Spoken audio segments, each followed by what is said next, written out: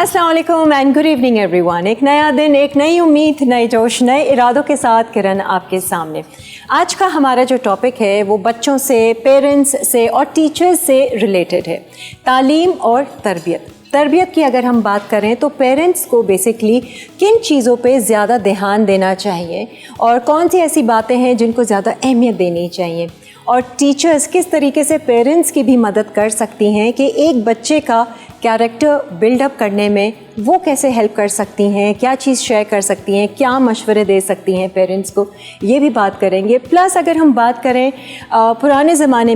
पुराने ज़माने यानी कि हमारे माँ बाप जो थे उन्होंने जिस तरीके से हमारी तरबियत की, और आजकल की जो जनरेशन है और उनकी माँ बाप और आने वाली जो जनरेशन है उनकी तरबियत किस तरीके से की जा रही है, क्या वाकई इसमें कोई ना कोई फ़र्क है, टेक्नोलॉजी कितना इसका बड़ा हाथ है इसमें, बेहतर पहले थी या अब है, तालीम और तरबियत में कौन सी चीज़ को सबसे ज़्यादा अहमियत देनी चाहिए। आज बहुत सारी बातें होंगी तमाम मदर्स के लिए, पेरेंट्स के लिए, टीचर्स के लिए एंड इवन बच्चों के लिए। तो आइए जी, हम अपने दोनों मेहमानों को अपने शो में दावत देंगे। हमारी सबसे पहली मेहमान है हुंजा अरशद। ये एक क्लास टीचर हैं, इंग्लिश टीचर हैं, प्लस एक मदर भी हैं। आ जाइए हुंजा। अस्सलाम वालेकुम, कैसी हैं आप? प्लीज़ तशरीफ़ रखिए। और हमारी जो दूसरी मेहमान है वो हैं सना इमाम।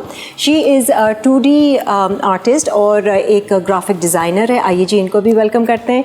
अस्सलाम वालेकुम सना, कैसी हैं आप? खैरियत से तशरीफ़ रखिए। बहुत बहुत शुक्रिया आप दोनों का मेरे शो पर आने का, और बहुत ही जिसे कहते हैं ना इम्पोर्टेंट आज का टॉपिक है तालीम और तरबियत। और ये ऐसा टॉपिक है और ऐसी चीज़ें हैं जिस पर सबकी ही ज़िंदगी जिसे कहते हैं ना बेस करती है। मतलब ये दो चीज़ें अगर आपकी बहुत अच्छी हो गई हैं, आगे की ज़िंदगी बहुत अच्छी होगी। आप क्या समझती हैं सना, क्या कहेंगी? जी बिल्कुल एग्जैक्टली, क्योंकि बच्चों के लिए तरबियत, तालीम जो होती है वो सिर्फ किताबों को पढ़ने का नाम नहीं होता है। तरबियत बहुत ज़्यादा ज़रूरी होती है। आपको बाहर निकल कर किस तरह से लोगों से प्रिटेंड करना है, मिलना कैसे है, तो मैं ये समझती हूँ सबसे पहली जो दर्सगाह है वो आपका अपना घर है। क्योंकि जैसे माहौल होगा बच्चा वैसे ही बाहर जाके प्रिटेंड करेगा।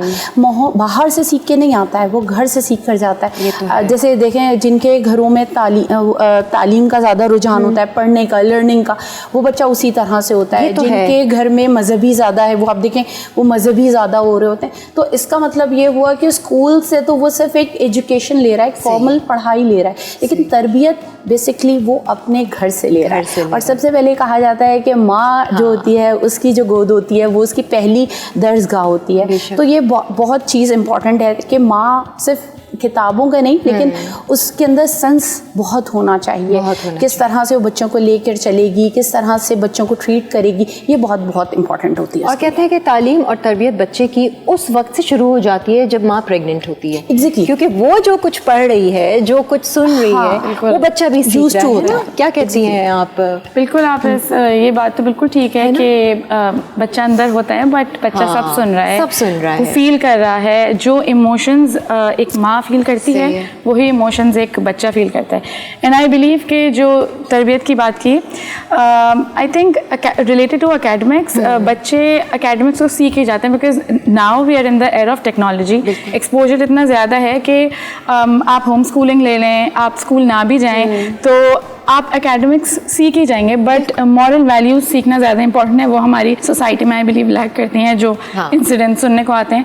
तो आई थिंक स्कूल्स में, टीचर्स में, घर में भी ज़्यादा फोकस मॉरल वैल्यूज़ पे होना चाहिए। हम बच्चे को एम्पैथी अगर सिखा दें, और हम बच्चे को अगर इमोशनल इंटेलिजेंट बना दें, हम बच्चे को अगर ऑनेस्टी सिखा दें, ये सब चीज़ें सिखाएं, तो आई थिंक वो बहुत अच्छा रोल प्ले करेगा इन नियर फ्यूचर सोसाइटी में। अच्छा, कहीं ना कहीं देखा जाता है, पहले हम लोगों का ये कॉन्सेप्ट था जैसे तालीम है तो वो टीचर ही सिखा रही है, तरबियत है तो वो घर वाले ही सिखा रहे हैं, बट ओवर द ईयर्स मुझे लग रहा है अब टीचर्स भी एक तरह से, जैसे आपने एक बात बोली थी, टीचर्स एक तरह से मदर्स ही हो जाती हैं। बिल्कुल, वो स्कूल में भी एजुकेशन के थ्रू भी वो उनको तरबियत दे रही होती हैं कि सच बोलना है तो इसको नहीं मारना, तो मिलजुल के रहना है ना, बहुत सारी चीज़ें।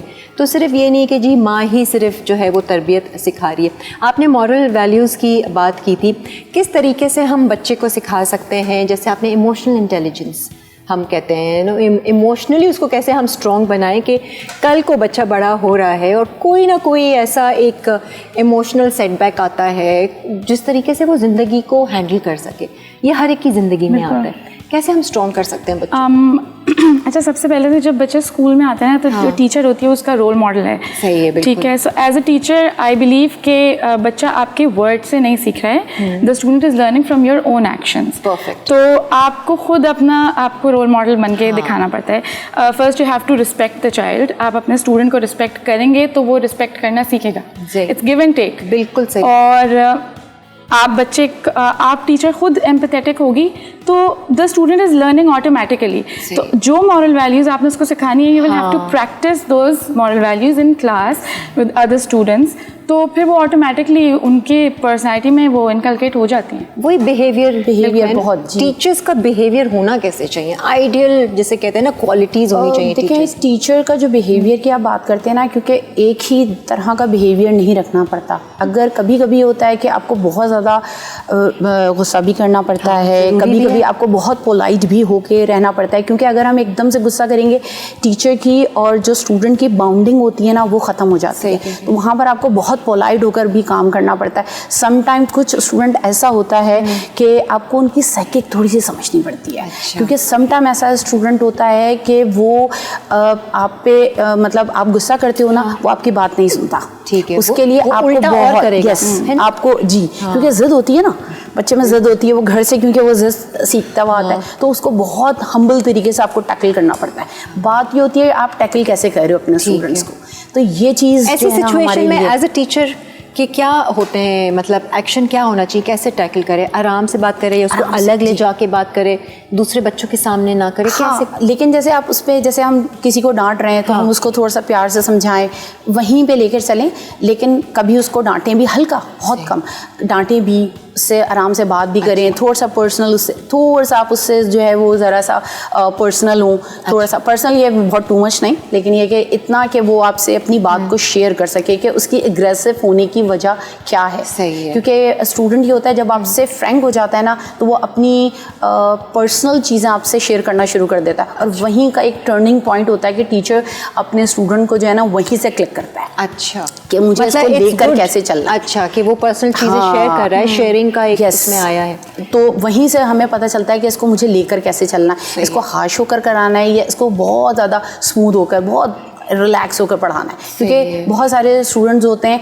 जो बहुत रिलैक्सिंग माहौल में पढ़ना पसंद करते हैं, कुछ होते हैं कि वो थोड़ा सा ज़रा उनके मोटिवेट करवाना पड़ता है। तो ये चीज़ आपके लिए बहुत। आप कौन सा एज ग्रुप है आपके पास स्टूडेंट्स का? अगर मेरे पास जो एज ग्रुप आता है वो बेसिकली मैट्रिक, अच्छा, इंटर, ग्रेजुएशन, उसमें तो उनका कैरेक्टर पूरा बन चुका होता है, बन तो चुका होता है, लेकिन वो वहाँ पर भी जो है ना आपके लिए बहुत इंपॉर्टेंट होता है। वो कैरेक्टर भी बना हुआ होता है, लेकिन वो कैरेक्टर भी आपको देखना पड़ता है कि किस कैरेक्टर से आए हैं, और फिर आप चेंजेस भी कर सकते हैं। फिर आपको, क्योंकि हम सिर्फ और सिर्फ स्किल्स नहीं दे रहे हैं, हम उनको मोटिवेट कर रहे हैं, हम उनके साथ जो है मतलब उन्हें कैसा बिहेव करवाना है, उनको सेल्फ ग्रूमिंग, ये चीज़ जो है ना बहुत इंपॉर्टेंट। आई थिंक लर्निंग और टीचिंग जो है वो हर स्टेज पे, हर एज पे बच्चों के साथ चलती रहती है। एक ब्रेक ले रहे हैं, ब्रेक से फिर वापस आएंगे। स्टे विद अस।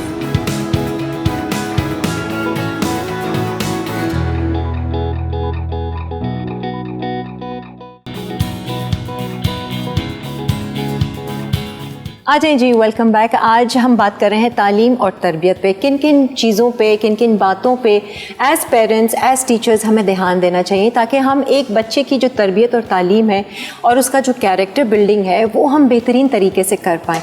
बाकी मुझे लगता है ऐसा हुंजा, अगर हम बात करें ये तालीम और तरबियत की, हम अगर अपना बेस्ट शॉट भी देते हैं, बच्चे की अपनी खुद की भी एक नेचर होती है ना, और वो डिफ़र करती है। अगर जैसे 3 बच्चे एक फैमिली के हैं, पेरेंट्स तो उसी तरीके से तरबियत दे रहे हैं, लेकिन सब अलग अलग रिस्पॉन्स कर रहे हैं, है ना। ये है ऐसा कुछ, अपनी नेचर कितना वो करती है उस पर। जैसे आपकी क्लास है and it's full of students, तो ऑब्वियसली हर बच्चे की अपनी एक नेचर है, उसकी अपनी पर्सनालिटी है। तो कुछ I think teacher as a teacher आपको जो अपना क्लास का एनवायरनमेंट है ना वो इंक्लूसिव होना चाहिए, so that every student feels welcomed, कि यहाँ जाके मुझे मज़ा आता है। कुछ बच्चे होते हैं जो बहुत ज़्यादा कॉन्फिडेंट होते हैं, तो वहाँ पे टीचर को थोड़ा लेवरेज मिल जाता है कि अगर मैं इस पे थोड़ी ज़्यादा अटेंशन ना भी दूंगी तो आई नो कि this student will be able to do it. और ये टीचर की इंटेलिजेंस होती है, बिल्कुल, it takes a little time, वो बॉन्ड बनने में टाइम लगता है, बट आफ्टर दैट जैसे आप अपने बच्चों की शक्ल देख के समझ जाते हैं ना कि इसकी क्या नीड है, उसी तरह आप क्लास में बच्चों की शक्लें देख के यू विल अंडरस्टैंड कि ओके ये इसको। Hansa, you are a mother too, आपके कितने बच्चे हैं? आई हैव 2 daughters अल्हम्दुलिल्लाह। 2 daughters, छोटी हैं अभी? Yes, one is 7 years old and the other is 3.7. अच्छा, और जब बच्चे हुए थे तो you were teaching eight the same time या बाद में? No, actually my profession was very different from what I'm doing. I was a content writer. अच्छा। और it was related to media. तो स्क्रिप्ट लिखती थी मैं, but after kids, of course you know media में टाइम बहुत ज़्यादा consume हो जाता है, तो प्रायोरिटीज आ जाती है ना, so I chose my kids, but at the same time you can just sit at home. So when I stepped into this field teaching वाली टीचिंग में I just love it, I enjoy it so much. हाँ, बच्चों के साथ बिल्कुल। अच्छा, क्या चीज़ मुश्किल है? Since you are a mother and a teacher, teaching मुश्किल लगती है या पेरेंटिंग मुश्किल लगती है? I think parenting is difficult, क्योंकि टीचिंग में ना आपको पता है बस इतने टाइम पीरियड के लिए यू विद द किड्स, उसके बाद ना they will return to their parents, but अपने बच्चों के साथ तो आप 24 घंटे हैं बिल्कुल, उनकी एक छोटी छोटी मूव पे आपको उनको तरबियत देनी पड़ती है। तो आई थिंक वो एक बहुत बड़ी रिस्पॉन्सिबिलिटी है, एक वॉच रखना पड़ता है ना, बस मतलब नजरें हैं वहीं पर ही, और उनको बताए बगैर, ताकि पता चले कि भाई कोई नहीं देख रहा है तो कर क्या रहे हैं, बिल्कुल। असल बात तो ये।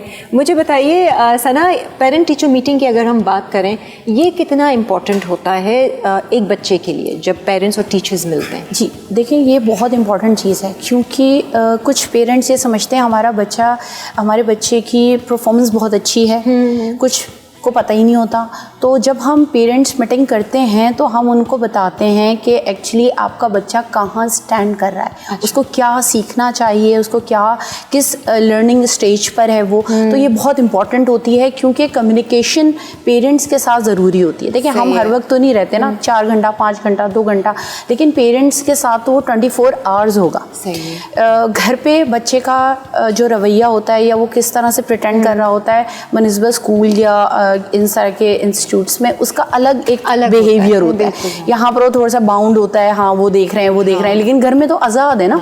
तो वहाँ से हमें ये पता चलता है कि एक्चुअली बच्चे का नेचर है किस टाइप का, और बड़े डुअल नेचर के भी होते हैं बच्चे, बिल्कुल होते हैं, बहुत बातूनी नहीं होंगे, स्कूल आके बिल्कुल चुप हो जाएंगे, शाय हो जाते हैं। हाँ। ये चीज़ पेरेंट्स आके कहते हैं कि नहीं, ये घर में तो बहुत एक्टिव रहता है, वीडियोस भी बना रहा होता है, क्योंकि मेरा काम खुद शूट का है, शूट पे लेके जाती हूँ स्टूडेंट्स को। तो कुछ लोग बहुत शाय हो रहे होते हैं, तो मैं जब ये कंप्लेन करती हूँ तो पेरेंट्स कहते हैं नहीं, ये तो खुद बना रहा है, अपनी टिकटॉक बनाता है, ये बनाता है, वीडियो बनाता है। तो लाइक इस तरह के बिहेवियर का भी उनको बहुत इम्पेक्ट पड़ता है, क्योंकि फिर वहाँ पर मुझे अपना एक कैरेक्टर अदा करना पड़ता है, कि वहाँ पर फिर मुझे देखना पड़ता है कि अगर ये घर पे ऐसा है तो ये यहाँ पर इस तरह से शाय क्यों हो रहा है, क्या मेरी कोई वो है, क्योंकि मुझे भी लर्निंग करनी पड़ती है, मुझे भी देखना पड़ रहा होता है कि हो सकता है शायद मैं बहुत ज़्यादा हाश हो गई हूँ, तो वहाँ पर फिर मुझे उनको ज़रा फ्रेंडली होना पड़ रहा होता है। तो हर तरह का बिहेवियर हमें जो है ना वो लेकर चलना। अच्छा, आप क्योंकि बड़े बच्चे हैं थोड़े से ना, जिनसे आप डील करती हैं, कभी ऐसा होता है कि क्योंकि वो लोग बड़े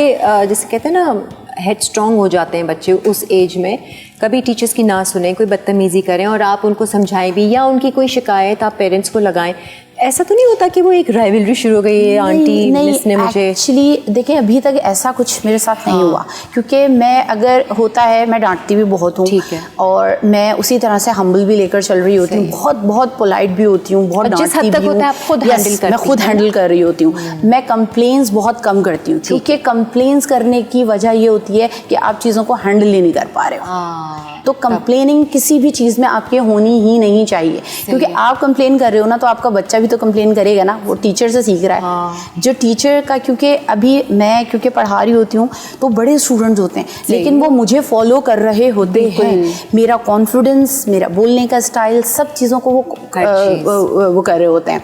तो अगर वो मुझे फॉलो कर रहे हैं तो मैं अगर कंप्लेन करूँगी तो वो भी तो यही करेंगे ना, कंप्लेन ये सीखेंगे। बात एक होती रहेगी, बात सोल्यूशन की तरफ तो आएगी नहीं। तो मैं बहुत कम कोशिश करती हूँ कि मैं कंप्लेन करूँ, और मैं तारीफ मुंह पे नहीं करती। अच्छा, यस, उसकी कोई खास वजह? यस, उसकी एक वजह ये होती है कि समटाइम्स स्टूडेंट ना तारीफ आप कर देना तो वो एक लर्निंग प्रोसीजर होता है ना, वहीं पे फुल स्टॉप लगा देता है कि टीचर ने मेरी तारीफ कर दी, आई एम द बेस्ट। अच्छा, मैं उससे अच्छा हूँ, मैं इससे अच्छा हूँ, मेरे टीचर ने बेस्ट कर दी। जेलसी ना फील करें। यस, दूसरे बच्चे फिर जेलसी कि भाई वो तो इतनी देर बैठता है या वो इतनी देर काम कर रहा होता है, तो उसको मिस ये कह रही है, हम भी तो काम करके दे रहे होते हैं ना। तो मुंह पे नहीं करती मैं, पीठ पीछे या किसी और स्टूडेंट से उनकी वो करती हूँ, देखो वो ऐसा है, या पेरेंट्स के सामने बता रही होती हूँ कि भाई देखें हाँ ये ऐसा है। बुराई मैं बहुत कम करती हूँ। अच्छा, और तारीफ भी आप सामने नहीं करती? नहीं, बिल्कुल, और तारीफ तो बिल्कुल नहीं करती। और मेरा स्टूडेंट बहुत कीन होता है कि मिस हमारी जो है ना कोई कभी तारीफ कर दे, और कभी मैं कर दूँ ना तो बहुत खुश होते हैं वो लोग कि हालांकि सब बड़े हैं, इंटर मैट्रिक ग्रेजुएशन, बहुत खुश होते हैं इस बात पे। कभी ऐसा नहीं हुआ कि किसी ने मिसबिहेव किया हो, कभी ऐसा बहुत कम, हार्डली कभी मेरे एक्सपीरियंस में अभी तक तो नहीं हुआ। सही है। हुंसा, आपसे मैं अगर पूछूं, आप अपने आप को एज अ टीचर 1 से 10 तक के उसमें कैसा ग्रेड करेंगे, and as a mother as well? हम लोग अपने अच्छे जज कर सकते हैं ना कि कैसा चल रहा है। You're right. As a mother, I would rate myself, I think 7. Okay. But as a teacher, I would rate myself 8. Okay. मतलब मदर के पॉइंट्स कम हैं, टीचर के ज़्यादा हैं, क्योंकि when I am in my class, तो अगर मेरे पास 32 बच्चे हैं तो they are learning from me. तो even if when I am having a weak moment, मैं उसको नहीं शो कर सकती। ठीक है, मुझे बट घर पर आपके बच्चे आपके साथ हैं, वो आपके वीक मोमेंट्स देखते हैं, देख रहे हैं। और जैसे कभी कभी आपको गुस्सा आ जाता है, हम बच्चों को सिखा रहे हैं बेटा गुस्सा नहीं करें, इट्स अ बैड इमोशन, और खुद कर रहे हैं। तो उस चीज़ को फिर बाद में जाके उस चीज़ थोड़ी काउंसलिंग करनी पड़ती है, बच्चों की रियलाइज होता है बिल्कुल कि ऐसे एक्शंस ही हम सामने ना लें। बिकॉज मुझे ऐसा लगता है कि बच्चे को हम वर्बली सिखाने से बेटर है कि प्रैक्टिकली जो वो देख रहा है ना, वो ज़्यादा जल्दी एब्जॉर्ब कर रहा है। बिल्कुल ऐसा ही है। तो पेरेंट्स को बड़ा केयरफुल रहना पड़ता है। बिल्कुल, बहुत ज़्यादा केयरफुल रहना पड़ता है आपको बहुत। अच्छा, इसमें एक बात है, अगर सिर्फ मदर केयरफुल रहना चाहती है और ये सारी चीज़ें बच्चे के सामने नहीं करती, जो भी उसके अप्स एंड डाउन्स चल रहे हैं रिलेशनशिप्स में, तो क्या पता दूसरा जो पेरेंट है, फादर है, उसका भी साथ ज़रूरी है, वरना है ना, इट टेक्स टू टैंगो वाली बात है। बिल्कुल ऐसे ही है। और जैसे आपने पीटीएम्स की बात की थी, तो आई थिंक कि जब टीचर पेरेंट्स में कोलैबोरेशन हो जाती है ना ड्यूरिंग पीटीएम, तो वो बच्चे के लिए बहुत ज़्यादा फ्रूटफुल होती है, क्योंकि आप बच्चे के बिहेवियर पेरेंट्स को बताते हैं, तो फिर आप उनको भी काउंसिल कर रहे होते हैं समटाइम्स, क्योंकि हर बच्चा अलग बैकग्राउंड से आता है। कुछ बैकग्राउंड्स जो होते हैं वो बहुत माशाल्लाह समझदार होते हैं, they know what they are doing, but sometimes parents they themselves are neglecting their child. तो वहाँ आपको पेरेंट्स की भी काउंसलिंग करनी पड़ती है, क्योंकि वो स्कूल में आता है उसका माहौल अलग है, वो घर जाता है उसका माहौल अलग है, बच्चे कन्फ्यूज हो जाते हैं। बिल्कुल सही बात है। नहीं, और पेरेंट्स बाज़ दफ़ा जो है उनको पता भी नहीं होता कि वो किस बैकग्राउंड से आए हैं और किस तरीके की गलतियां भी कर रहे हैं। तो वो पेरेंट्स की काउंसलिंग सबसे ज़्यादा ज़रूरी होती है, क्योंकि वही आगे सारा वक्त जो है बच्चे के साथ बिता रहे हैं। एक ब्रेक लेते हैं, ब्रेक से फिर वापस आएंगे और ये ज़रा जानेंगे कि पहले जब हम बच्चे थे और हमारे माँ बाप हमारी तरबियत करते थे, तो किन किन बातों पे ज़्यादा ध्यान होता था, और अब आजकल की जो तरबियत हम दे रहे हैं अपने बच्चों को, उसमें हम किन बातों पर ध्यान दे भी रहे हैं या नहीं दे रहे हैं। एक ब्रेक लेते हैं।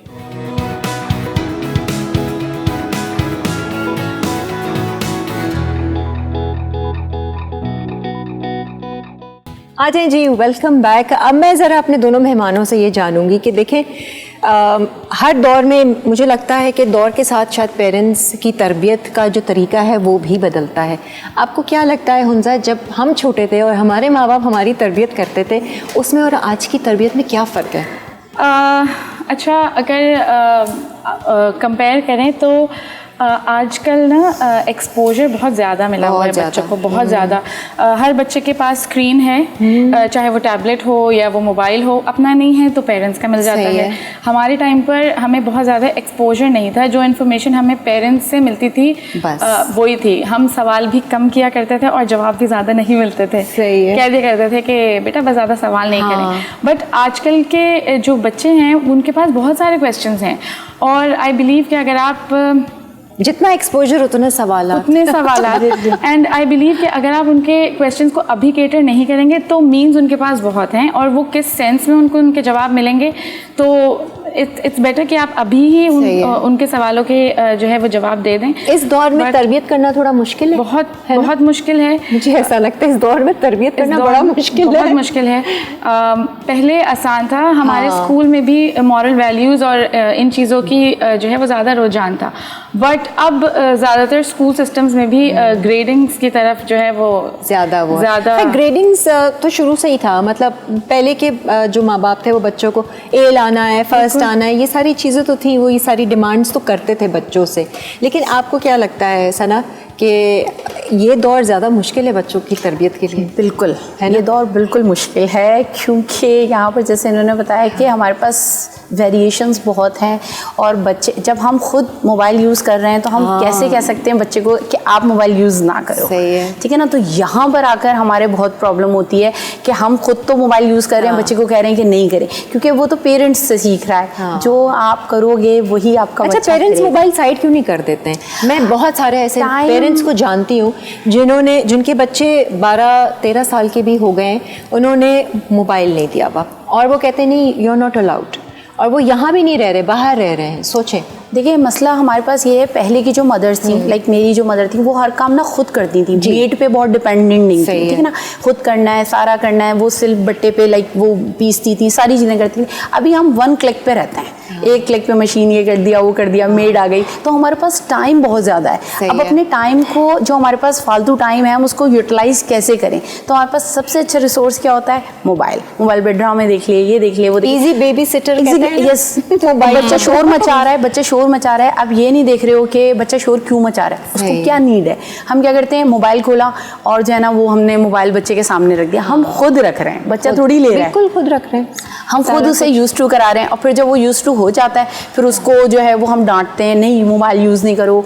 आई थिंक आजकल की माएँ थोड़ा अपनी आसानी देख लेती हैं, अपनी आसानी है, बस मोबाइल दे तो चुप हो जाए। हाँ बिल्कुल चुप हो जाएगा। ऐसे मार्केट्स में जा रही हैं तो बस ठीक है, बच्चे को गाड़ी में बिठा दिया ड्राइवर के साथ, तो चलो तुम देखते रहो, और जो है वो बच्चे मोबाइल में बिजी है, वो अपने बेबी टीवी या जो भी अपने कार्टून्स वगैरह देख रहा होता है। टेक्नोलॉजी अच्छा है, लेकिन बहुत सारे प्रॉब्लम्स क्रिएट हो रहे हैं। देखिए ना, अब उससे बहुत सारा होता है, बच्चा एग्रेसिव हो रहा है। क्यों हो रहा है? उसकी वजह यही है क्योंकि अब ज़्यादा, ये एक वो भी है, रिसर्च भी है कि बच्चा ज़्यादा टीवी देखता है, तो रिसर्च ये कहती है कि एग्रेसिव ज्यादा होता है। बीपी का जो रुझान है, बीपी हाई होता है, कॉन्फिडेंस लेवल भी आपका लो होता है, क्योंकि कम्युनिकेशन गैप हो जाता है, क्योंकि आप कम्युनिकेट नहीं कर पा रहे। बच्चा सिर्फ देख रहा है, बोल थोड़ी रहा है, वो देख रहा है। एंड अब तो रिसर्च आ गई है कि बिकॉज ऑफ स्क्रीन टाइम आपको स्क्रीन ऑटिज्म भी होने लगे हैं, and we been noticing so many cases related to this. तो आई थिंक कि अब तो मैं ये कहती हूँ कि because this is the air of technology, parents के पास बहुत सारे ऑप्शंस हैं, वो बच्चों को और भी दूसरी एक्टिविटीज़ में जो है वो इंगेज कर सकते हैं, इंस्टेड के वो खुद अपना मोबाइल उनको दे दें। फिजिकल एक्टिविटीज़ हो, बिल्कुल फिजिकल एक्टिविटी नहीं होती है ना। मैं ये कह रही हूँ, पेरेंट्स बजाय बच्चे को बदलने के, पेरेंट्स को बदलने की जरूरत है। अभी काउंसलिंग की बात की ना, तो बच्चों की तो काउंसलिंग होनी है, लेकिन उसके साथ मदर्स की, पेरेंट्स की, सिर्फ only not mother, parents, father भी बहुत डिपेंडेंट है, क्योंकि बच्चा फादर से भी बहुत ज़्यादा प्रेशर होता है, उसको उससे ज़्यादा जो है वो अटैच होता है मदर से ज़्यादा। हालांकि वो फुल टाइम अपनी मदर के साथ रह रहा होता है, लेकिन जो बाउंडिंग फादर के साथ होती है ना बच्चे की, वो शायद उतनी मदर के साथ नहीं होती। फादर से वो मुख्तलिफ चीज़ें सीख रहा होता है, माँ से वो अलग चीज़ें सीख रहा होता है। फादर का वो देखता है ना कि एक रोल मॉडल है, एक सुपर फादर, सुपर हीरो की तरह वो अपने फादर को देख रहा होता है कि वो सुबह ऑफिस जा रहे हैं, हमें भी टाइम दे रहे हैं, ये भी कर रहे हैं, तो वो उनको ज़्यादा एडमायर करते हैं बनिस्बत माँ के। माँ डांट भी रही है, पीछे पीछे भी फिर रही है, तो वो माँ को ज़्यादा वो करते हैं, लेकिन फादर जो होता है उसका रोल मॉडल होता है। अच्छा, पहले के जो माँ बाप थे कंपैरिजन बहुत करते थे, फलां का बेटा तो देखो, फलां का बेटा।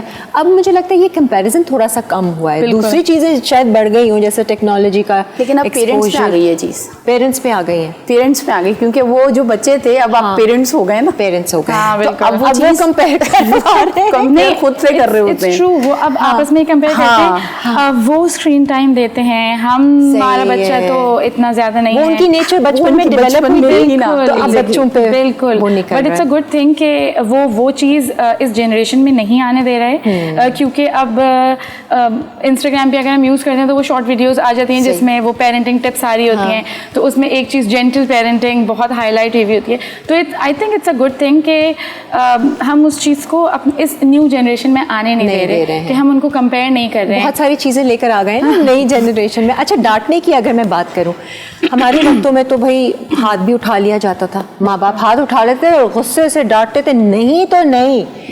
अब थोड़ा से फ्लेक्सिबल है, अब इस चीज़ को बुरा माना जाता है कि नहीं पेरेंट्स को हाथ नहीं उठाना। आपको क्या लगता है वो टाइम पे जो तरबियत थी वो ज़्यादा बेटर थी कि भाई हाथ भी उठा लिया तो बच्चा स्ट्रिक्ट रहता था, टीचर्स भी हाथ उठा लेते थे तो बच्चों हाँ, टीचर्स बहुत। अब तो कोई सू कर दे अगर कोई टीचर ने टच भी कर दिया, अब वो चीज़ नहीं होती है, अब हमें बहुत केयरफुल रहना। उस मार का असर होता था या नहीं होता था? मुझे लगता है कि बिल्कुल था होता था।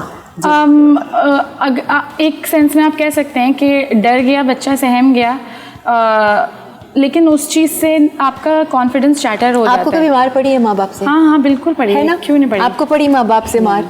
हाँ खैर, मुझे मम्मी ने एक बार मारा होगा लेकिन वैसे हाथ नहीं उठाया, क्योंकि मैं एक ही, हम 2 बहन भाई हैं, मैं छोटी थी और भाई बड़े थे, तो इसलिए कभी मदर ने डांटा नहीं। मेरी मदर बहुत सॉफ्ट थी, मतलब वो ऐसी नहीं थी बहुत ज़्यादा होती है ना, ये ना करो वो ना करो। उन्हें मेरे बारे में हर चीज़ पता थी, लेकिन वो मतलब मेरे ऊपर इतना नज़र नहीं रखती थी, लेकिन उन्हें मेरे बारे में हर चीज़ पता थी। मैं सैड हूँ किसी बात के लिए या किसी को प्रॉब्लम, मुझे प्रॉब्लम हो रही है तो फ़ौरन जो है वो इंटरप्ट करती थी कि क्या मसला है, क्या है। मुझे बहुत फ्रीडम मिली। वैसे आजकल लोग कहते हैं कि माँ बाप को ना दोस्तों की तरह रहना चाहिए। डू यू अग्री इस बात पे? I don't agree. There is a age जहाँ आपको दोस्तों के साथ रहना चाहिए, बट आप अपना आप इस्लाम ले लें, इस्लाम में भी जो है वो 7 साल के बाद उनका तरबियत का टाइम है। This is not the time to be friend with them. आप उनकी अच्छी तरबियत करेंगे, ऑटोमेटिकली वो टीनेज में आके आपके फ्रेंड बन जाएंगे। आई ऑल्सो फील कि बहुत ज़्यादा दोस्तों वाला भी नहीं, एक उनको भी पता होना चाहिए कि देयर इज अ लिमिट। ये आपके पेरेंट्स हैं, एक रिस्पेक्ट का एक वो जरूर होना चाहिए। वो मारने वाली बात से बहुत सारे ऐसे लोग जिनको मार पड़ी और वो आज बड़े सक्सेसफुल हैं, और वो लोग कहते भी हैं कि भाई हमारे माँ बाप ने जो मारा था ना, उसकी वजह से आज ये नतीजा निकला है कि हम जो है कामयाब हैं, क्योंकि वो बात रह गई ना। बच्चा 2 तरीके से पढ़ता है, या तो वो शौक से पढ़ता है या वो खौफ से पढ़ता है। पढ़ना लाज़मी है, तो शौक से पढ़ेगा या तो खौफ से पढ़ेगा। सही है। तो अच्छा जी, जाते जाते मैं अपने मेहमानों से चाहूँगी कि कोई ख़ास मैसेज एज अ पेरेंट या टीचर आप लोगों को देना चाहेंगी, इस शो से कोई टिप कोई पेरेंट को मिल जाए तो बहुत अच्छा होगा। बिल्कुल, मैं बस ये कहना चाहूँगी कि instead of focusing more on academics, थोड़े बच्चे की मॉरल वैल्यूज़ और इन चीज़ों पे ज़्यादा फोकस करना चाहिए। अगर हम ख़ुद उस चीज़ को प्रैक्टिस करेंगे तो बच्चा भी वो करेगा, क्योंकि हम अक्सर ये करते हैं कि कॉल आ रही है और बाबा कहते हैं बेटा बोल दो मैं घर पे नहीं हूँ। ये तो एंड इट्स वेरी कॉमन, कोई गेट पे आ गया मैं घर पे नहीं, वो बच्चा सीख लेता है कि मतलब मुझे तो कह रहे हैं कि बेटे झूठ नहीं बोले आप, बट बाबा ने अभी वही चीज़ की है। तो हम जो खुद प्रैक्टिस करेंगे बच्चे वो ज़्यादा सीखेंगे, इंस्टेड जो हम उनको वर्ड से बता रहे हैं। चाहे आपके लिए कोई छोटी सी मामूली सी बात भी क्यों ना हो, बिल्कुल ना सिखाएं। बिल्कुल। आप कोई मैसेज? जी, मैं तो बिल्कुल ये मैसेज दूंगी कि बच्चों को ना मारे नहीं। मैंने अभी मेरा एक्सपीरियंस ये रहा है कि मैंने देखा है कि वो बच्चा जो बचपन से पिटता है, मार खाता है, वो उसका कॉन्फिडेंस लेवल जो है ना वो कम होता रहता है। और वो पता है क्या होता है, वो माँ जो होती है वो अपने एग्रेसिव जो है वो किसी बात के लिए एग्रेसिव होती है और वो अपने बच्चे के ऊपर वो सारी चीज़ें निकाल रही होती है। तो बच्चे के लिए मार उसके लिए जहर होता है, पॉइजन होता है उसकी पर्सनैलिटी के लिए। उसकी पर्सनैलिटी बिल्कुल शटर हो जाती है, ख़त्म हो जाती है। तो बिल्कुल उसको मारे नहीं, उसको टैकल करें। वो जैसे अग्रेसिव हो रहा है तो वजह पूछें कि एग्रेसिव क्यों है। अगर वो शाय है तो पूछें, देखें उसको। अब पूछने की तो नहीं होता, लेकिन उसको ऑब्जर्व करें कि क्यों है, क्योंकि ये प्रैक्टिकल मैं खुद कर रही होती हूँ तो मुझे इस चीज़ का अंदाज़ा है कि आप अगर उसको खुद देखेंगे, जज करेंगे तो आप उसको टैकल कर सकते हैं। कुछ पेरेंट्स ये मुझसे शिकायत करते हैं कि आपकी बात सुनता है, आपकी बात सुनते हैं, हमारी नहीं सुनते, ज़्यादा सुन लेते हैं बच्चे। वो एकदम शॉक्ड होते हैं जब हम पेरेंट के साथ मीटिंग करते हैं तो एकदम शॉक्ड होते हैं, ये इसका बिहेवियर ये है आपके साथ, मतलब ये हमारे साथ तो ऐसा है। तो ये वजह होती है कि मैं उसको जो है ना बिल्कुल उसकी पर्सनालिटी के अकॉर्डिंग उसको समझती हूँ, क्योंकि 1-2 मीट में ही, 1-2 मुलाकात में आपको पता चल जाता है कि आपका स्टूडेंट कैसा है। आपको पढ़ाने से ही पता चल जाता है कि आपका स्टूडेंट कैसा है। आप उसी तरह से उसको डील करते हो। हर एक, जैसे 5 उंगलियां मैं कहती हूँ बराबर नहीं है, इसी तरह से हर एक बंदे का माइंड नहीं है, बराबर सब अलग अलग है। सबको और जैसे अलग-अलग टीचर्स tackle को है। पता चल जाता है, पेरेंट्स को भी अपने बच्चों की नेचर का पता चल जाता है। आप लोग बेहतर जज हैं, आप लोग बेहतर सब जानते हैं, सब उस चाइल्डहुड से गुजरे हैं, पेरेंटिंग से गुजरे हैं। हम दुआ कर सकते हैं कि सबको इतनी ताकत दे और सबको इतने अच्छे तौर तरीके आते हों कि अपने बच्चों की अच्छी सी वो तरबियत कर सकें और वो कामयाब रहें अपनी ज़िंदगी में। बहुत बहुत शुक्रिया, थैंक यू सो मच। हमारे दोनों मेहमानों का मैं थैंक यू करूँगी और साथ ही हम एक ब्रेक की तरफ बढ़ेंगे और फिर अपना कुकिंग सेगमेंट स्टार्ट करेंगे। स्टे विद अस।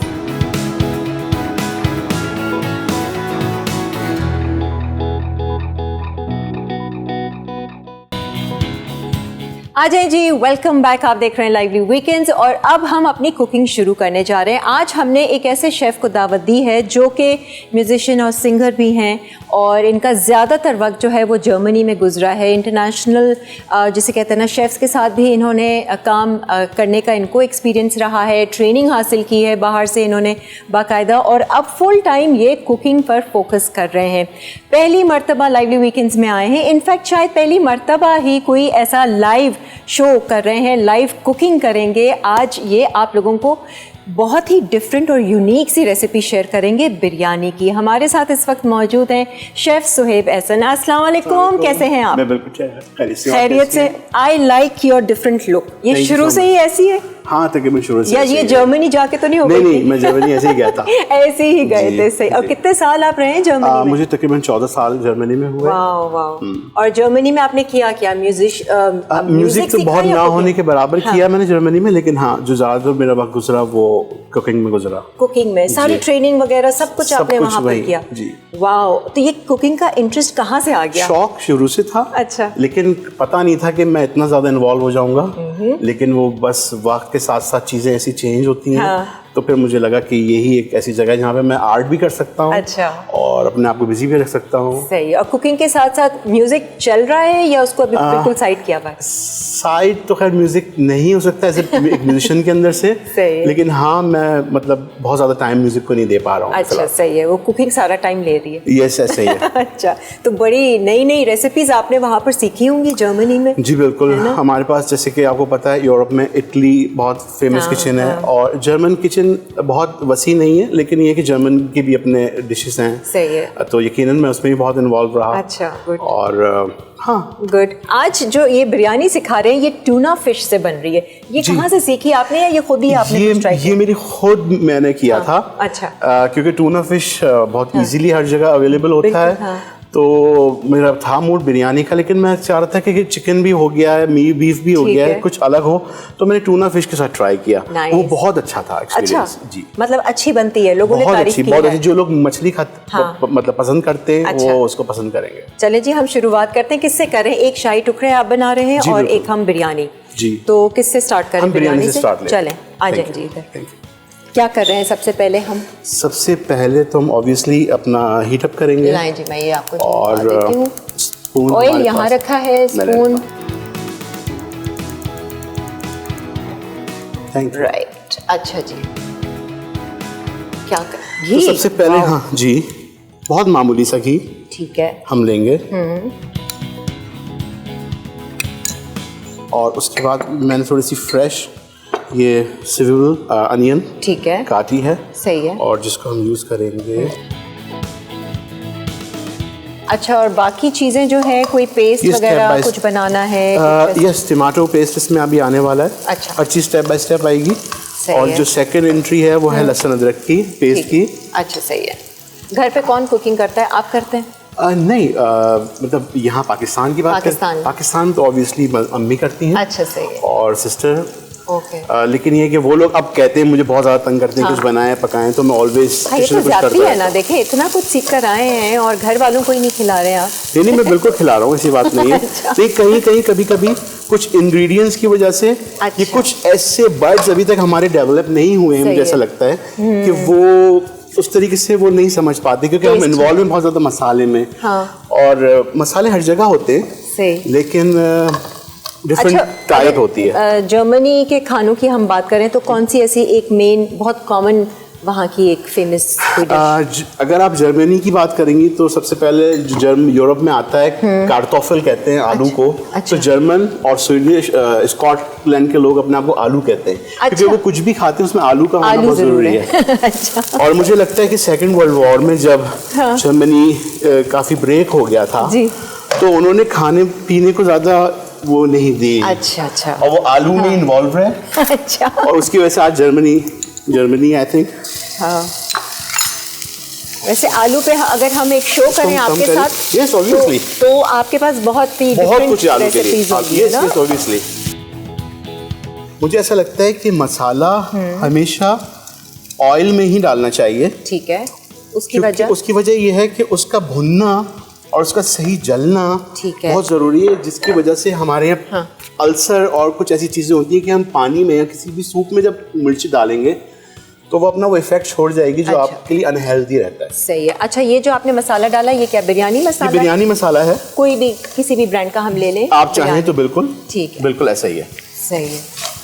आपने थोड़ी प्याज को ब्राउन किया, अदरक लहसुन डाला और घी अभी लिया हुआ था हमने। घी लिया हुआ था बहुत लाइट सा। और ये गया मसाला। यस, ठीक है। ओके, अब हम इसमें एंटर करने जा रहे हैं अपना टमाटो और ये पेस्ट। 2-3 टमाटरों का पेस्ट है ये है 3 टमाटर। 3 टमाटर।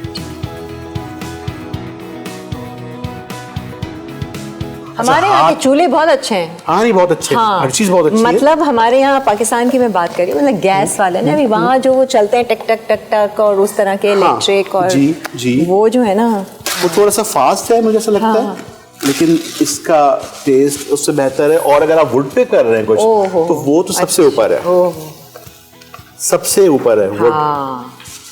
कुछ भी आप बनाएं उसमें मेहनत थोड़ी ज्यादा है, बस आग को मेंटेन करना और उसको कंट्रोल करना है। अदरवाइज वो तो बहुत ही जिसका अरोमा बनता है, जो उसका रिलेशन है लकड़ी और की आग का खाने के साथ, वो बड़ा खास है। क्या हम लोग जो चाय पीते हैं वो कोयला वाली चाय, वो वैसी वाली ना, वो कोयले के ऊपर बन रही है, खुशबू एक आ जाती है उसकी। बिल्कुल ऐसे ही पकने में भी। इनफैक्ट बर्गर्स फॉर एग्जांपल, तो वो जो कोयले के बर्गर्स हैं वो क्योंकि हम नहीं खाते, हम खास सर्टेन एक फ्राई उसके ऊपर ग्रिल पे बने हुए, यहाँ तो है ही नहीं। लेकिन आप कभी ट्राई कीजिएगा। अच्छा, हाँ, आप कर लें यहाँ पर बिजनेस शुरू। कोयले और लकड़ी के ऊपर बर्गर्स, स्मैश बर्गर्स और ये बिल्कुल नहीं है यहाँ पर, समथिंग वेरी न्यू। कुछ सोचा है वैसे आपने आगे? जी बिल्कुल सोचा है। पाकिस्तान में कुछ ऐसी चीजें हैं मुझे ऐसा लगता है, लेकिन कुछ चीजें अभी भी मुझे कह रही हैं कि यहाँ पे अच्छा मैं देना चाहता हूँ टाइम, मैं कुछ करना चाहता हूँ, क्योंकि मुझे लगता है कि हाँ ऐसा है, स्कोप है कि करना चाहिए। और आपके पास होंगे आइडियाज़ भी, क्योंकि आपकी जो ट्रेनिंग हुई है सारी और आपने ली है सारे कोर्सेज वगैरह बाहर से लिए हैं, तो वो बिल्कुल एक जिसे कहते हैं ना नया थोड़ा डिफरेंट चीज़ होती है। हाँ, अच्छा, इसको कितनी देर तक हमने कुक करना है? इसको थोड़ा सा ड्राई की तरफ लेके जाना है मैंने। ठीक है। और क्योंकि देखिए टूना फिश का बहुत ज़्यादा वॉल्यूम नहीं होता कि वो अपना वेट या वो जगह ले, तो उसको हमने जो डिफरेंट हमारे मसाले हैं और जो प्याज स्पेशली, उससे थोड़ा वॉल्यूम को बढ़ाना है और रिच करना है बिरयानी को। अच्छा, इन द मीन टाइम हमने कोई इसमें एक्स्ट्रा इंग्रेडिएंट या डालनी है कुछ अभी मसाले या कुछ और? नहीं, अभी मसाला तो इसमें कोई नहीं आ रहा, लेकिन हाँ ये कुछ धनिया पुदीना और मज़ीद लाल प्याज का ऐड होना। अच्छा, ये मैंने फ़िश का स्टॉक बनाया था। ठीक है। क्योंकि टून फिश के अंदर हम फ्रेश फिश यूज़ नहीं कर रहे हैं, या कोई फिले या कोई ऐसे स्टेक, तो उसका जो अरोमा कह लें या बर्ड्स में मजीद फिश को इन्वॉल्व करने के लिए मैंने ये लिया है, तो मैं थोड़ा सा इसको यूज़ करूँगा। ये आपने फिश की बोन्स के साथ लिया है ना? उसका ठीक है। और कुछ उसमें सीजनिंग वगैरह डाली आपने? सीजनिंग में इसके अंदर लाव ब्लड, जिसको हम कहते हैं, क्या कहते हैं, वो जर्मन नाम आ जाते हैं, क्या है वो लाव ब्लड कहते हैं पत्ते को। अच्छा, मैंने कहा ब्लड नहीं ब्लड है। जिसको पत्ता जो होता है क्या कहते हैं उसका, मैं नाम भूल रहा हूँ। बे लीव्स, यस, वो है पत्ता, यस। और बहुत 2-4 दाने काली मिर्च के। अच्छा। और बहुत थोड़ी सी चीनी, बहुत थोड़ा सा ना होने के बाद नमक। अच्छा, वो सारा कुछ आपने और उसमें गाजर भी है ना थोड़ी सी। अच्छा, उसको फ्लेवर थोड़ा सा मजीद देने के लिए, मतलब जिस तरह स्टॉक बनता है किसी भी चीज़ का। सही है। अच्छा, हमने एक ब्रेक पे जाना है। आपको जर्मन बहुत अच्छी आती होगी जी। जर्मन में एक ब्रेक ले लीजिए कि आप देख रहे हैं लाइवली वीकेंड्स, हम लोग जा रहे हैं ब्रेक पे और फिर वापस आते हैं। Also, Sie sehen momentan live Lively weekends. Live weekends und wir kommen gleich bald und wir sehen uns bald. Oh, wow. Dankeschön.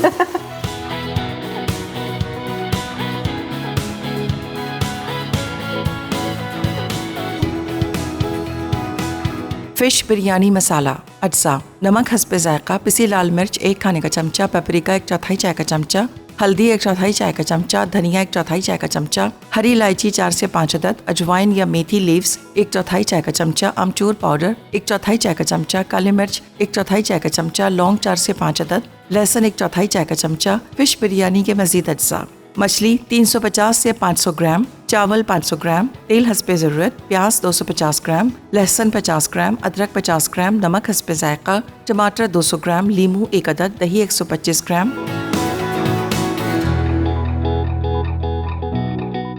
जी वेलकम बैक। शेफ सुहेब हमारे साथ यहाँ मौजूद हैं और टूना फिश की बिरयानी बन रही है। आपने ये जो टमाटर का पल्प डाला था इसको पूरी तरीके से आपने खुश्क कर दिया। जी हाँ।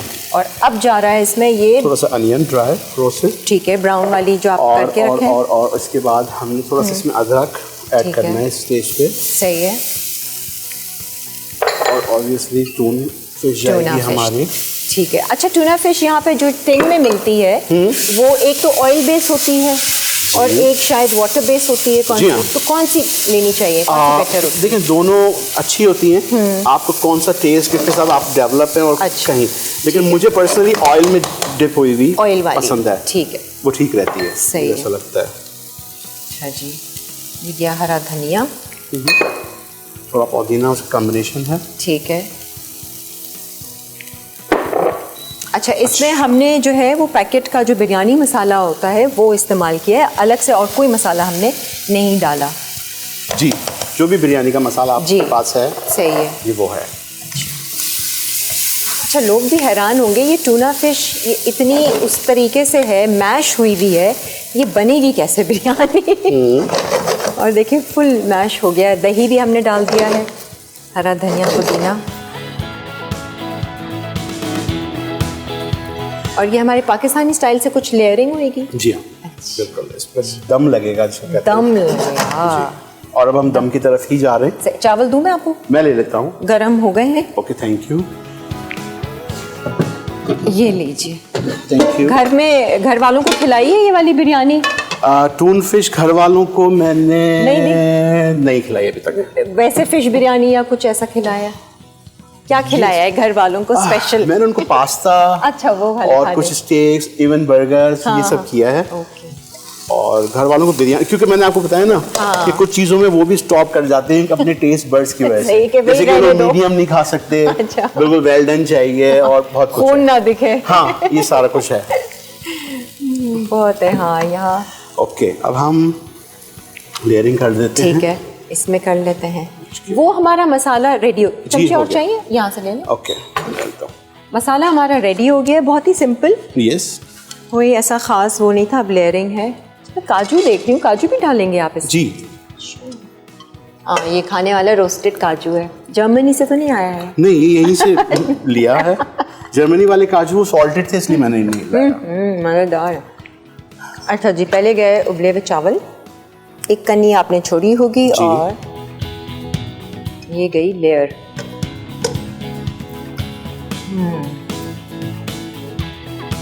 अच्छा, जो लोग टूना नहीं भी खाते, आप चिकन को भी श्रेड करके इस तरीके से जरा ट्राई करें। बिल्कुल, बिरयानी है ना, हम तो पीसेस रखते हैं। अच्छा, एक बड़ी मजेदार बात कि एक टाइम तक ना मैं तुरई या बैगन नहीं खाता था सब्जी में। अच्छा, सब्जी, क्योंकि जितना भी हमने यहाँ पे सब्जी हम घर में बनती थी, लेकिन जब फिर मैं बाहर गया और मैंने देखा कि उसकी वेरिएशन, तो आप यकीन करें कि बैंगन और तुरई से मुझे प्यार हो गया। अरे अच्छा, यस। अच्छा, बैंगन बहुत कम लोगों को पसंद आते हैं। हमारे यहाँ सिर्फ 1-2 स्टाइल से ही बनते हैं, बहुत ज़्यादा स्टाइल नहीं। भुर्ता या इवन गोश्त के साथ भी। बिल्कुल बिल्कुल। लेकिन मैं पास्ता बनाता हूँ, वो पहले बैंगन जो है वो ड्राई होंगे। अभी हम बैंगन बिरयानी से बैंगन में आ गए। हाँ। लेकिन हाँ, वो बहुत अच्छा पास्ता बनता है बैंगन का। अच्छा, सिर्फ बैंगन का, चिकन की ज़रूरत ही नहीं है। वाह, अगर आप चाहें। हाँ, ओके, मतलब वेजिटेरियन लोगों के लिए है वो। हाँ।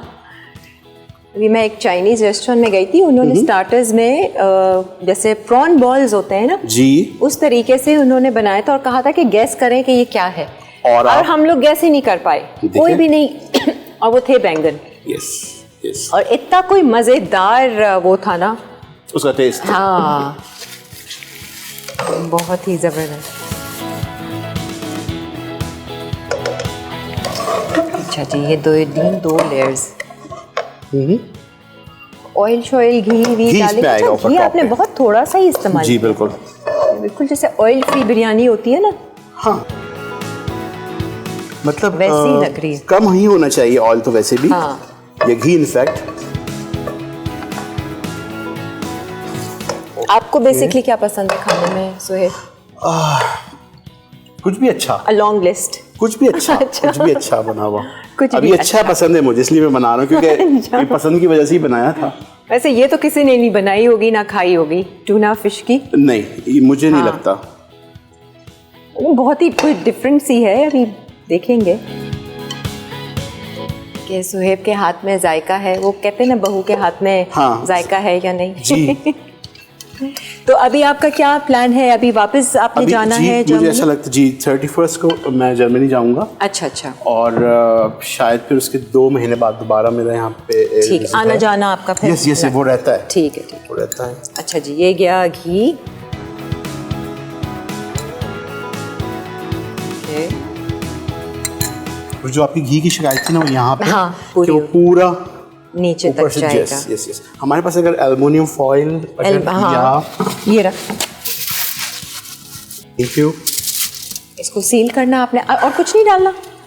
प्याज नहीं, वो हम जब नहीं प्याज हो गया फिलहाल। अच्छा, प्याज थोड़ी सी ऊपर आएगी बाद में, जब प्लेट में या कहीं सर्व होगी। ठीक है, बाकी और कुछ भी नहीं कोई। अच्छा, आपने केवड़ा शेवड़ा तो डाल नहीं रहे क्योंकि मछली में बना रहे हैं हम, वो अलग ही है। ये केवड़ा वैसे भी मैं नहीं डालूंगा, लेते, ठीक। जर्दे का रंग वंग ना, सिंपल।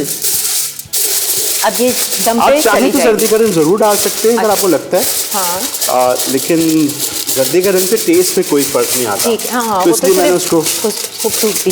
यस अभी दम से लगाएंगे ना? जी, ये बस चूल्हा ऑन मैक्सिमम होगा। 15 मिनट का डालना है इसमें, ठीक है। और उसके बाद आप इसको टेस्ट कर सकती हैं।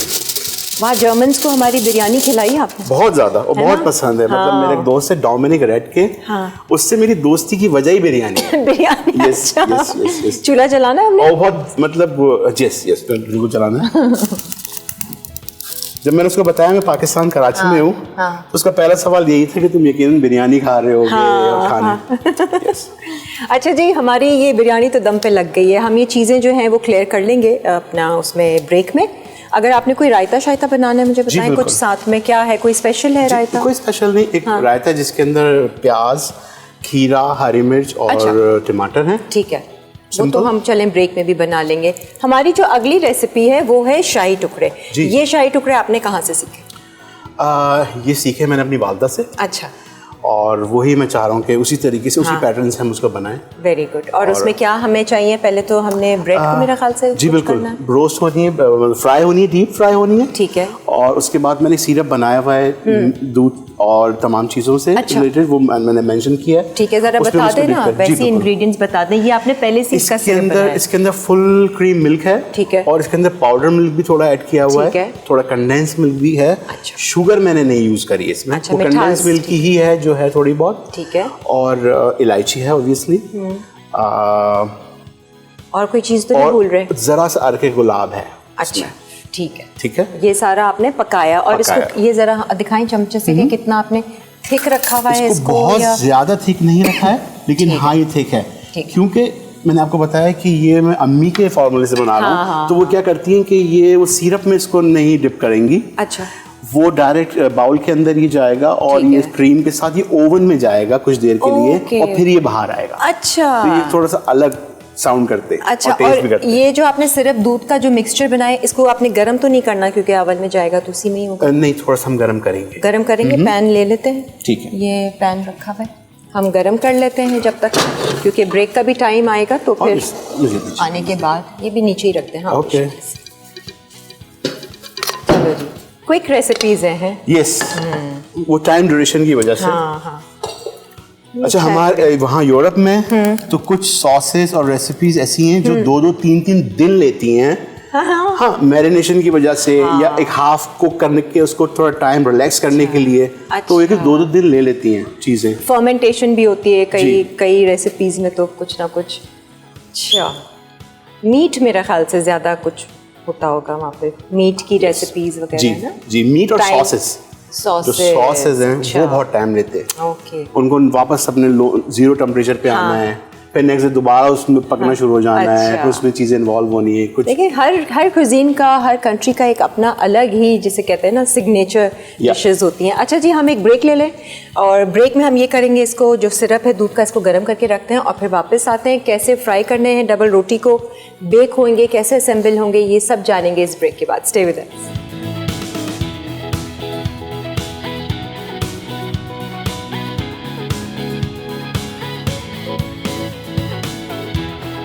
शाही टुकड़े अज्जा ब्रेड बेस के लिए वाइट ब्रेड स्लाइस 6 से 8 अदद, घी 4 से 5 खाने के चमचे।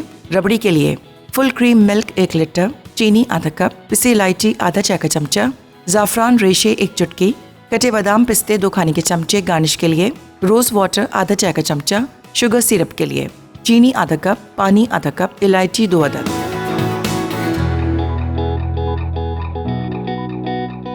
जी वेलकम बैक। यहाँ पर है जी बिरयानी टूना फिश की जो हमने दम पे रखी हुई है। यहाँ पर ये दूध का मिक्सचर शाही टुकड़ों के लिए जो ये पहले से बना के लाए थे, हम सिर्फ इसको गरम कर रहे हैं। और इसमें है दूध है, थोड़ा सा पाउडर मिल्क है और थोड़ा सा कंडेंस मिल्क है, इलायची है और आपने गुलाब का अर्क, बहुत मामूली सा रोज़ वाटर आप डाल सकते हैं। अब ये हम रायते की, हमने कहा चलो ब्रेक है तो कटिंग कर लेते हैं। टमाटर, खीरा, सिंपल रायता है जैसे आप बनाते हो, तो हम सर्व करते वक्त अच्छा लगेगा। वैसे टूना फिश की बिरयानी के साथ रायता नहीं, ऐसा नहीं है। वो जो हमारे मिसकॉन्सेप्ट है हमारे पास कि दूध या दही खाएंगे मछली के बाद तो कुछ प्रॉब्लम होगी। वो एक वाहिद कोई एक मछली है जिसके साथ इशू है और वो हमारे इस रीजन में होती भी नहीं है ना, हम खाते हैं। ठीक है, तो ऐसा कुछ भी नहीं है कि मछली या दूध के साथ कुछ है, ऐसा कुछ भी नहीं। तो बाहर तो करते ही उसको वो दूध के साथ और क्रीम के साथ सब, इवन के इंडियन जो क्यूजीन्स हैं वो मिल्क डाल के और वो सारा बनाते हैं दही डालकर। बिल्कुल।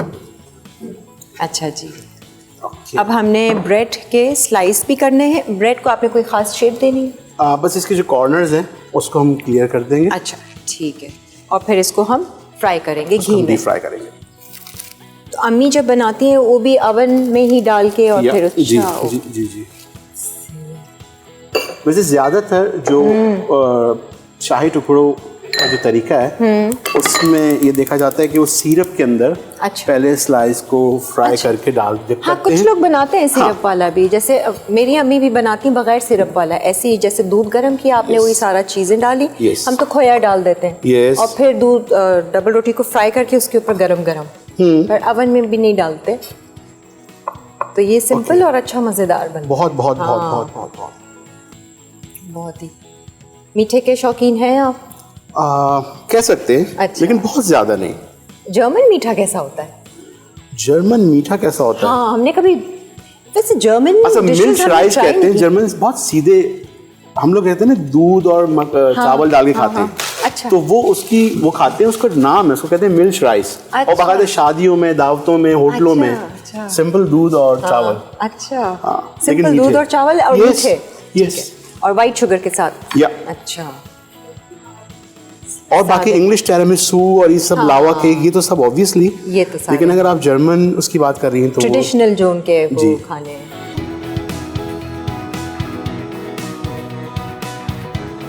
ये आज आपका पहला एक्सपीरियंस है? हाँ, कुकिंग का कह सकती हैं आप। अरे भाई, जब तक ये कट रहे हैं मुझे मैं भूल जाती हूँ कि आपका म्यूजिक से भी ताल्लुक है जी। जरा कुछ सुना दीजिए जब तक ये फ्राई करेंगे। 2 काम कर लेंगे साथ साथ। हाँ, क्यों नहीं, हो सकता है। अक्सर होता है जब हम अकेले होते हैं और इन्वॉल्व होते हैं बहुत ज्यादा, तो ऐसा हो जाता है। Depend mood. हाँ, तो बिल्कुल ऐसा होता है। अभी मूड है ना? हाँ, बिल्कुल हो सकता है। आप बस समझे अकेले हैं अपने किचन में। मैं हूँ ही नहीं। ओके, आ जाइए जी। आपने फ्राई करने हैं डबल रोटी को, ये फ्राई कर देते हैं और साथ साथ आपकी आवाज़ भी हम सुनेंगे। ओके।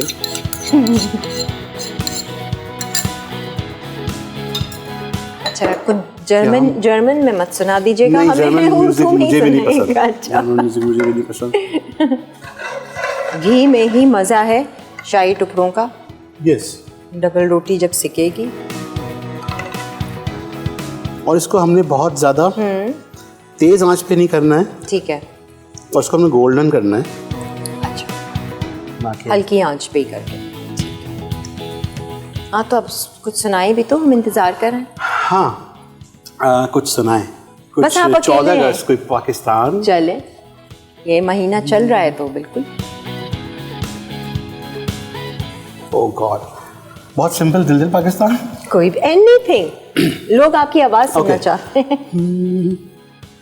ऐसी ज़मीं और आसमां, इनके सिवा जाना कहाँ, बढ़ती रहे ये रोशनी, चलता रहे ये कारवां, दिल दिल पाकिस्तान, जा जा पाकिस्तान, दिल दिल पाकिस्तान, जा जा पाकिस्तान, दिल। Thank you. अनप्लग्ड हमने आज सुना है, दिल दिल पाकिस्तान। जी आपने अपने भी निकाला है कुछ एल्बम वगैरह, सॉन्ग्स हाँ, कुछ निकाले हैं मैंने आपने? सॉन्ग्स किए हैं बिल्कुल। अच्छा, और ज्यादातर क्या है आपके सॉन्ग्स का मेलोडी? जी, कुछ मेलोडिक म्यूजिक, जी मुझे सॉफ्ट म्यूजिक पसंद है। अच्छा, चलिए एक आध आपके उसका भी हम जरूर सुनेंगे। जरूर। आई थिंक या हाँ, थोड़ा सा तेज कर दें ताकि ये खत्म हो कलर हो जाए। जाए। अच्छा, इसका प्रोसीजर क्या होगा? ये हम ब्राउन करके डिश इसको में थोड़ा सा हमने रेस्ट करने के लिए हाँ, छोड़ना है, ठीक है। ठंडा हो जाए। एकदम अच्छा। गर्म के अंदर हम इसको इन्वॉल्व नहीं करेंगे किसी भी अच्छा। चीज़ में। ठीक है। और उसके बाद बस सिरप डाल उसके देंगे बाद ऊपर सिरप ये डाल सारा। देंगे, और फिर ये ओवन में जाएगा अच्छा, कुछ देर के लिए, तकरीबन 140 पे। ठीक है, सिंपल। और सिरप हम जो कर रहे हैं वो शुगर का इस्तेमाल नहीं किया, कंडेंस मिल्क से ही सारी मिठास ली है जी, हमने जी, ना, जी, जी। सारा। ठीक है, डिश में निकालेंगे डायरेक्ट या प्लेट दूँ मैं आपको? मैं प्लेट में निकाल लेता हूँ, मैं ले लेता हूँ प्लेट। ये ले लो। Okay, thank you. आप क्या करते हैं, ये जो साइड्स होते हैं हाँ, कोई ये खास? ये हम यूज़ कर सकते हैं पनीर, जो क्रम करते हैं आप कोई भी हाँ, चीज़, हाँ, crumbs उसके लिए के उसको लिए। ड्राई करना है आपने, सही है। बस जस्ट पाउडर बना देना। सही है, सही है। हमारा ऑलमोस्ट बिरयानी को हमने डिश आउट करना है। ये चीज़ें हम जो ब्रेक आएगी उसमें मज़ीद डबल रोटी को सेक के उसको थोड़ा सा ठंडा होना है, और फिर बेक तो थोड़ी हार्डली आई थिंक 10 मिनट्स के लिए करेंगे। जस्ट इनफ, है ना? इनफ, इनफ, हाँ। Enough, 10 minutes. इससे पहले ब्रेक आए, ज़रा दूसरा भी सुन लेते हैं। इन्हीं का ही अपना, आप ही सारा म्यूज़िक कंपोज करते हैं, लिरिक्स लिखते हैं, हर चीज़? जी, कुछ लिरिक्स मैंने कंप्लीट लिखे हैं। अच्छा। और कुछ लिरिक्स में मेरे फ्रेंड हैं फरहान जमालवी, अच्छा। जो कनाडा में होते हैं और फिल्म पढ़ते हैं। अच्छा। तो उन्होंने हेल्प किया है मुझे लिखने हाँ, में। अच्छा। और एक गाना है मेरा बिटिया, वो बिटिया। कंप्लीट फरहान जमालवी ने लिखा है। वो अगर आप चाहें तो आपको मिल जाएगा। वो सुनाए ना ज़रा। ओके, हाँ, वही सुनते हैं ना ज़रा। ओके। ये ले, अगर टोन चाहिए आप। कांटों पे चली, रंगों में ढली, सारा जहां सोना लगे, खाली है क्यों ये मकान, देखो गए कहाँ, काहे को हर सू है ये खामोशी, हाँ काहे को बिटिया मैं बनी। अभी जो गाना है, हाँ, इसके जो मतलब हैं कि हमारे रीजन में या हमारे स्पेशली इंडिया पाकिस्तान और इस सही, तरफ कुछ लड़कियों के दिमाग में इस तरह के सवाल जनरेट होते हैं उम्र के किसी भी हिस्से में कि यार मैं लड़का होती तो अच्छा होता। हाँ, आप समझ रही हैं? शादी होगी तो दूर जाना पड़ेगा, Yes, माँ बाप को बहुत सारी छोड़ना चीजें। पड़ेगा, बहुत सारी चीजें हैं। तो उसकी वजह से वो मुझे ऐसा लगा था, कुछ अच्छा, फील किया अच्छा। था मैंने, तो मैंने ये गाना बनाया था फरहान के साथ। Okay okay. हाँ, मतलब कहीं ना कहीं से तो इंस्पिरेशन यस, इंसान लेता है, फिर वो एक बात निकलती है, उसको लिखा जाता है। अच्छा जी, हमारा ब्रेक का भी वक्त हो गया है। इसको आपने हम चाहें तो इसको असेंबल करके ओवन में रख सकते हैं ब्रेक में जाने से पहले, ओके, ताकि लोग देख लें कि कैसे करना है। उसमें ही निकाल लेते हैं। मैं निकाल लेता हूँ। असल में थोड़ा सा मैं वो नहीं हूँ आपके आग के साथ यूज क्या कहते हैं फ्रेंडली, तो कहीं ज़्यादा हो रहा है कहीं कम हो रहा है। सही। गार्निश हम करेंगे जी पिस्ता बादाम और पिस्ता बादाम चांदी का वर्क है और थोड़ी सी क्रीम उसके ऊपर। अच्छा सही, वो तो एंड में जब ओवन से निकल कर आ जाएगा। बिल्कुल ऐसे ही। सही है। अच्छा सिंपल हम क्या करेंगे, डबल रोटी को डिश में निकालेंगे और ये सारा दूध का मिक्सचर पोर करके ओवन में रख देंगे, है ना? बिल्कुल ऐसे ही। That's it. तो इसमें जब गर्म हो जाएगा हम वापस आएंगे तो फिर सारी गार्निश करके प्रेजेंट करेंगे और बिरयानी ज़रा चखेंगे टूना फिश की कैसी बनी है। तो आप लोग ब्रेक ले सकते हैं।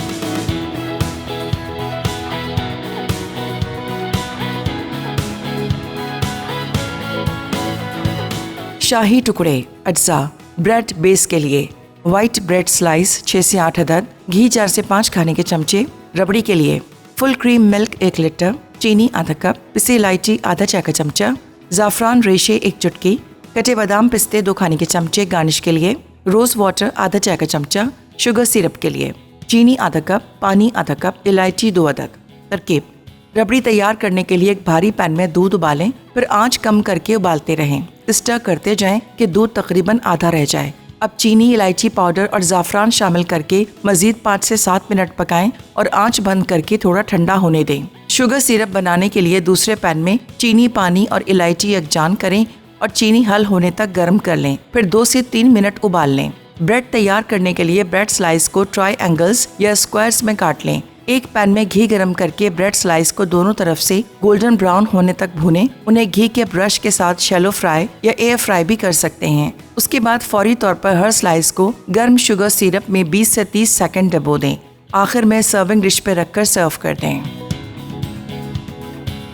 फिश बिरयानी मसाला अज्जा नमक हस्बे जायका, पिसी लाल मिर्च 1 खाने का चमचा, पेपरिका 1/4 चाय का चमचा, हल्दी 1/4 चाय का चमचा, धनिया 1/4 चाय का चमचा, हरी इलायची 4 से 5 अदद, अजवाइन या मेथी लीव्स 1/4 चाय का चमचा, अमचूर पाउडर 1/4 चाय का चमचा, काली मिर्च 1/4 चाय का चमचा, लौंग 4 से 5 अदद, लहसुन 1/4 चाय का चमचा। फिश बिरयानी के मजीद अज्जा: मछली 350 से 500 ग्राम, चावल 500 ग्राम, तेल हस्बे ज़रूरत, प्याज 250 ग्राम, लहसुन 50 ग्राम, अदरक 50 ग्राम, नमक हस्बे जायका, टमाटर 200 ग्राम, लीमू 1 अदद, दही 125 ग्राम। तरकीब: मसाले के तमाम अज्जा को पाउडर बना लें। अब गर्म तेल में प्याज फ्राई कर लें। अब इसी तेल में लहसुन अदरक का पेस्ट और मसाला पाउडर डालकर अच्छी तरह पकाएं। फिर छिलके हटाकर टमाटर डालें और पेस्ट बना लें। उसके बाद टोना मछली शामिल करें। अब अदरक स्लाइस, हरी मिर्च और मिक्स किया हुआ दही का पेस्ट मिलाएं। चावलों को तकरीबन 80% उबाल लें। फिर सॉस और चावल की तह लगाकर 15 से 20 मिनट दम पर रख दें। फिश बिरयानी मसाला तैयार है।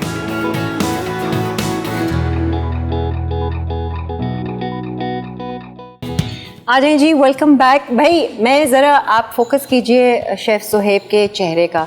ये मुस्कुराहट इसलिए है, ये खुशी इसलिए है कि ये कामयाब हुए और जो तारीफ़ें इन्होंने मेरे से सुनी है ना बिरयानी की। Thank you Suhaib, I am totally surprise. Thank you. मुझे अंदाज़ा नहीं था कि ये अच्छी बनेगी। मैंने कहा बस ट्यूना फिश और बिरयानी, मैं कुछ ज़्यादा बोली नहीं थी, अंदर ही अंदर रखा था। लेकिन द मोमेंट आई टेस्टेड, क्या फ्लेवर आया। Thank you. हमने कभी नहीं सोचा कि हम ट्यूना फिश की बिरयानी ट्राई करें। आई मीन इतनी झटपट, इतनी इजी, ना चिकन ना मटन बीफ कुछ करने की ज़रूरत नहीं है। ट्रू। फिर मैंने इनसे पूछा, मैंने कहा अच्छा मुझे सच्ची बताइए ऑफ एयर कि आपने कौन सा पैकेट का मसाला जो इस्तेमाल किया है, किसी भी ब्रांड का हो बेशक, लेकिन मुख्तलिफ तरह की बिरयानियाँ आती हैं। बिल्कुल। इन्होंने बताया सिंधी बिरयानी, सिंधी बिरयानी का आपने इस्तेमाल किया। उसका बहुत जूसी, एक तो टूना के साथ और चावलों के साथ very different flavour. Thank you. I mean like वाकई में ऐसी बिरयानी है कि इसको हमारे लोग दावतों में बना सकते हैं। जी बिल्कुल। और एंजॉय कर सकते हैं। Yes, very nice. और अब मैं चखने जा रही थी ये। Nothing can go wrong with mama's recipe. True, that's true. अम्मियों की रेसिपी कभी भी गलत नहीं हो सकती है। बहुत मजेदार है, सादा सा, आसान सा, परफेक्ट।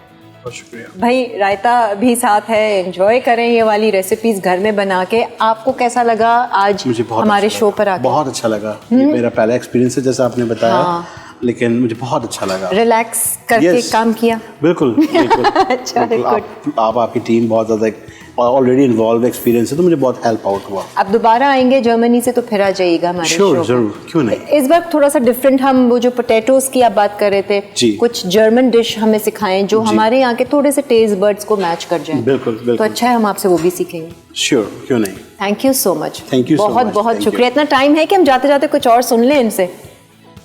अपनी ही कोई सुना दीजिए एल्बम से जाते जाते। हमारी तरफ से खुदाफिज, बहुत सारा ख्याल, ढेर सारा प्यार और मुस्कुराए। कैसे ये रुत बदले कोई नहीं समझे, मिलने का हमको यकीन ले चल पड़ा फिर वही, नया रास्ता चुना है पर मंजिल वही, ये क्यों वीरान बेखबर आंधी चली, यादों का फैला यूं कारवां, बिखरे भंवर में खोए निशान, नया रास्ता चुना है पर मंजिल वही। Thank you. Beautiful, Thank you. Beautiful. Thank you.